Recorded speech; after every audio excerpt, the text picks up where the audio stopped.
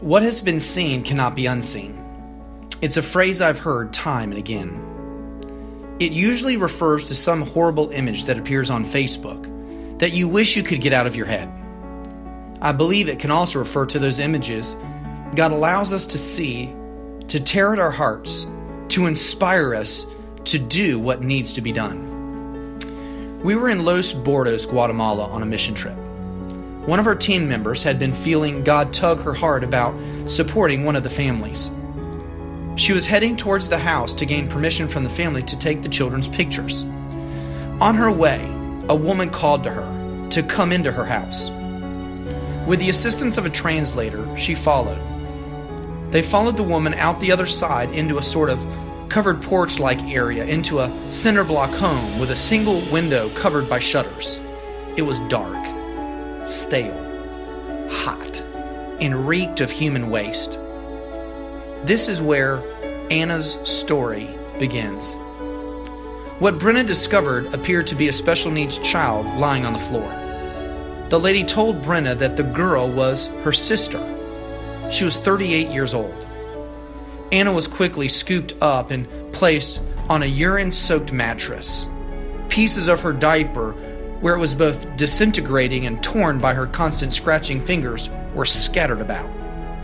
According to Anna's sister, their parents had died, leaving her and her husband to care for Anna and their 11 children. They were overwhelmed and could not make ends meet. They were desperate. There seemed to be nothing we could do. We were disheartened. The hospital was under quarantine from a virus. Kelly's house, the home for special needs persons, was full. Anna would have to remain in the village. It was a long night filled with prayers and tears. The next morning, our missions coordinator said the quarantine had been lifted and they were going to send a doctor to evaluate Anna's condition. Arrangements were made for an ambulance to bring the doctor. We left the family to tend to last-minute goodbyes and arrangements while we returned to the school to help the mission team await the ambulance. The ambulance, which was simply a covered pickup truck, arrived sooner than we expected. We gave the family a bag of food, of dried rice and beans, to sustain them for a time. We gave them the bag with the promise that we would ensure Anna made it safely to the hospital.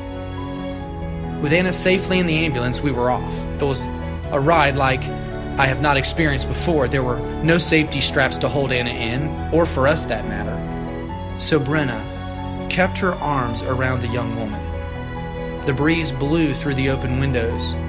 Anna continued to turn her face toward the breeze. Several times I know I saw her smile. We wove through traffic and up the mountainside to the hospital. Once we were safely at the hospital, the doctors checked Anna for fever and other signs of disease or infection.